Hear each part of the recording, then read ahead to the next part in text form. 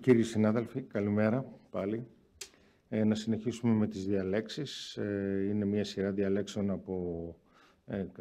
από συναδέλφους από αμερικανικά πανεπιστήμια και έχουμε και δύο διαλέξεις στο τέλος από δικούς μας συναδέλφους εδώ στην Ελλάδα. Να ξεκινήσουμε με δεν ξέρω αν είναι άντρας ή γυναίκα, Sepah, από το Stanford, με τίτλο Standardized Application of the NEI vitreous hazescale in uveitis. Φαντάζομαι ότι είναι με τηλεδιάσκεψη, δεν είναι εδώ. Ορίστε. Pre-recorded είναι. Να το, ωραία. My name is Sepah, and I am senior research scientist at Sepah. It is an honor to be speaking to you all about standardization of vitreous haze in uveitis. Here are my disclosures. By the end of this talk, most of the listeners should be able to understand the reasons for imaging an eye, definition and history of vitreous haze assessment, standardization of vitreous haze assessment, and in the end we will go through some examples of how we apply the NEI scale. So in order to document pathology in the absence of imaging, clinicians rely on their examination skills, drawings, and sketches, and over ever declining memory. While a decade ago, majority of people would have accepted such methods for documentation and follow-up of patients, the clinical care landscape has changed tremendously. The use of imaging has become ubiquitous and an integral part of patient care. While we utilize a number of imaging modalities in our management of uveitis, we will stay focused on color fundus photos for this talk, since that is the main method we obtain images for vitreous haze assessment. No. So what exactly is vitreous haze? Well, the obscuration of fundus details by vitreous cells and protein exudation during the process Δεν μπορεί να δυναμώσει λίγο η φωνή. is what is commonly known as vitreous haze. Kimura et al. Proposed a 5-level scale back in 1959, and then the true breakthrough for vitreous haze assessment, severity assessment, came in 1985 when Rosenblatt et al. Published their clinical photographs illustrating 6 grades of vitreous haze, ranging from 0, which is normal, all the way to 4+, which is the most severe form of vitreous haze. This NEI scale was accepted by the Sun working group in 2005, has been widely accepted as a clinical outcome for clinical trials as well. The MUST trial, SAVE, Visual 2, and the Lumina trial, which is ongoing right now, are all using vitreous haze as an endpoint. So on the screen, everyone can see a series of photographs with varying degree of severity of vitreous haze is depicted. This is the NEI and Sun criteria for vitreous haze grading. The scale categorizes vitreous haze into 6 categories, 0 being normal and 4 being the most severe form of vitreous haze. There are advantages and disadvantages, of course, to using haze as a biomarker. As a pro, I think these scales have been validated and they're most familiarized with regulatory authorities as well. Haze does not exist in all cases, that makes it challenging. There may be some subjectivity to its assessment, but the most important one is the reason there may be subjectivity to its assessment is because it's difficult to standardize the acquisition and then of course the interpretation. So today we are going to focus mostly on how do we standardize a scale that's already been there for almost 35 years now. And some of the prerequisites for standardization could be divided into 2 categories. The first one being image acquisition. And as far as image acquisition is concerned, we have to make sure that all images for vitreous haze assessment are obtained through a flood illumination, or what a lot of people call regular fundus camera. The same device is used for longitudinal assessment, and then one of the most underrated requirement for standardization of vitreous haze assessment is the acquisition of a fundus reflex image along with the field 1 image. So the field 1 image, where this optic disc is in the center, is the one where we assess the vitreous haze. But the fundus reflex image is actually we use to take into account during interpretation, take into account any media opacity. So when we move on to image interpretation, we need to have a very clear understanding of the definitions of various levels of vitreous haze, and we'll talk about that in coming slides. We need to take into account if there is any media opacity, and then ruling out poor focus to be a reason for blurriness in the image is also very, very important.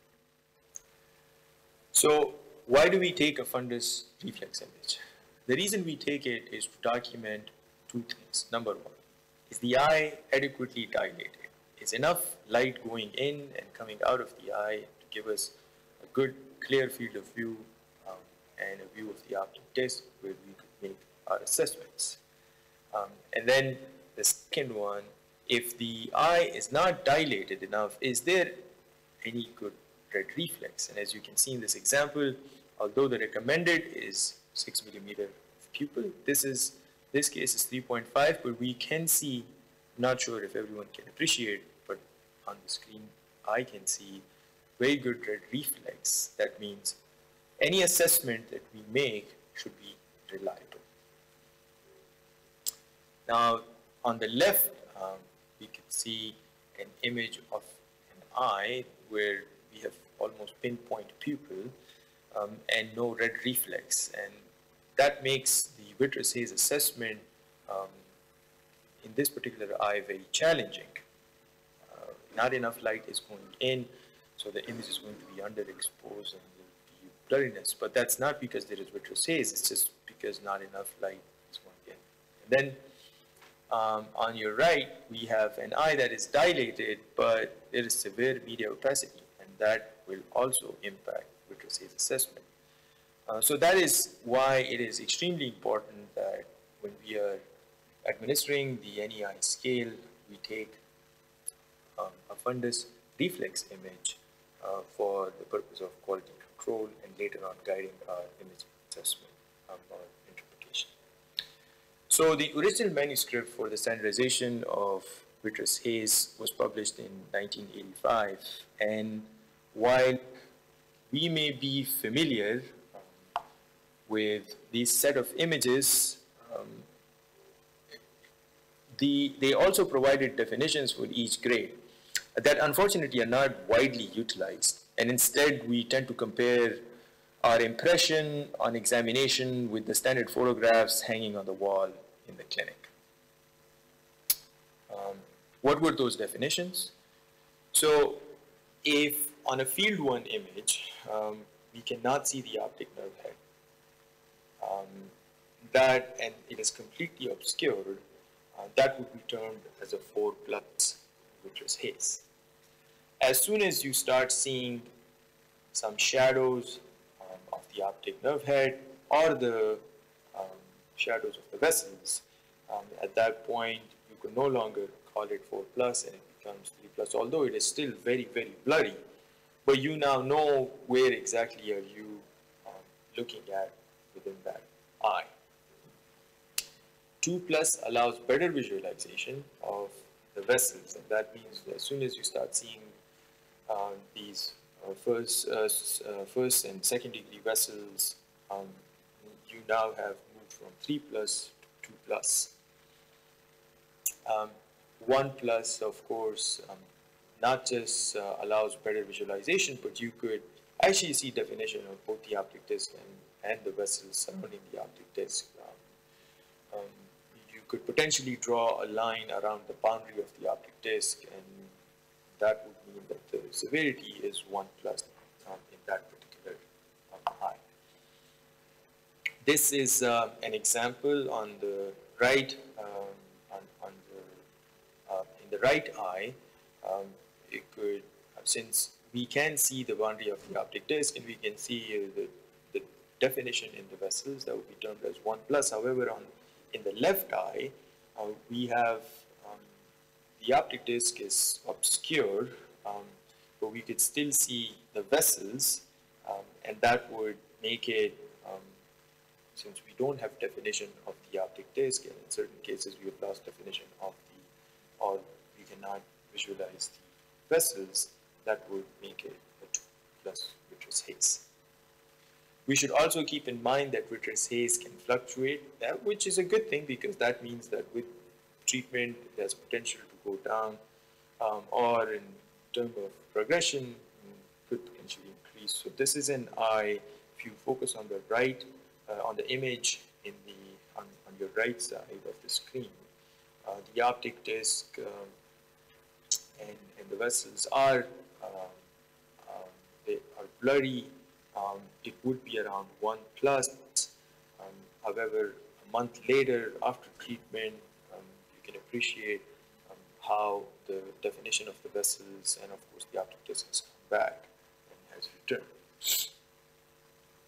This is a case of unilateral vitreous haze, as we can see from, in order to confirm whether this haze is real or not, in the image on the right side, we could take a look at the fundus reflex image, which shows a moderately dilated pupil but very good red reflex. And the image assessment could potentially,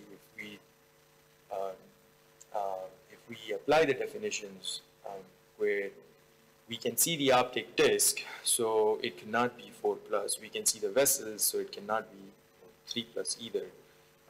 But definition is not there for both the optic disc and the vessels. That would make it 2 plus vitreous haze. This is another example, left eye of a patient, unilateral case where we see slight loss of definition in the vessels and the optic disc boundaries, and severity assessed would be 1 plus. And as you can see, we're not comparing it with any of the images on the screen.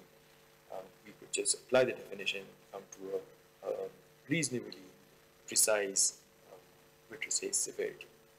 Now, this is a case where if you come across something like this, where we have vitreous haze mostly on the periphery of the image, specifically on the right side, you can see that the boundaries of the optic disc actually are quite crisp, and we can see some vessels as well. So the question arises, is this even haze? And of course, you would go back to, what sort of fundus reflex image did you obtain? And as you can see, there may be some red reflex in this eye, but the shadows in the periphery are all coming from the iris, and from, in order to reliably assess this particular patient, we'll have to take into account that most of the blurriness that we see is actually shadows and not true vitreous haze. Similarly, in this case, the severity could be anywhere between 3 plus to 4 plus, but the question is this true haze? Are we, similar to the previous example, are we actually looking at any media opacity, or is this true haze? And the answer is most likely, because although the pupil is irregular in shape, it is fairly large at this point in time, and we could see a very clear red reflex as well. And as long as the optic disc is in the center of this star-shaped pupil, we could potentially very precisely assess vitreous haze in this image. Now, one of the questions that with the advent of wide-angle imaging systems that arises is, can we use wide-angle imaging, for example, Optos or the Clarises of the world, to assess vitreous haze? And in order to answer this question. Of course, the wide-angle Optos image captures around 200 degrees, and a lot of the uveitis specialists are now preferring to acquire fundus photos and fluoresceins with these camera systems. But what exactly happens when we try to assess vitreous haze on photos that were acquired with these kind of scanning laser ophthalmoscopes? So we did a study where we enrolled 100 consecutive patients presenting to a uveitis clinic, and 92 eyes from 47 patients were analyzed. Some of them were excluded because of bad quality of the images. And the mean clinical vitreous haze of the eye with active uveitis was 1+ on the NEI scale. This is an example of an Optos image on your left versus Zeiss fundus camera on the right with 1+ vitreous haze. This is another example. We could see a 2+ vitreous haze both on the Optos wide field and then on the Zeiss regular funded camera. The paper has been published, and the conclusion that we made was that ultra-wide field fundus imaging, which employs scanning laser ophthalmoscope technology, was designed to go through vitreous haze and not actually capture it. So it may falsely underestimate the vitreous haze, and it's difficult to, on further analysis, we found that it is difficult to identify or detect lower levels of vitreous haze with these SLO cameras. So the 0.5 or the 1+ is very difficult to actually appreciate or apply definitions from the NEI scale. The NEI scale is best suited for these flood illumination wide-angle camera systems. So our take-home messages would be that color fundus photos acquired with flood illumination cameras is the gold standard for assessing vitreous haze. The fundus reflex images, although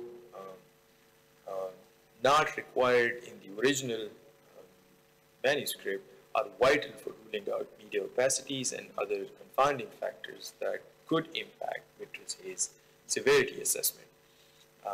And then, of course, we know that not all patients with uveitis will have vitreous haze, just like macular edema, but we need to take fundus photos in order to document the vitreous haze status of these patients at any given time point during the management. And then lastly, pathologic changes in the periphery can be documented with the wide-angle imaging systems, except for vitreous haze. Vitreous haze is not something that could be measured reliably or detected at lower levels with these camera systems.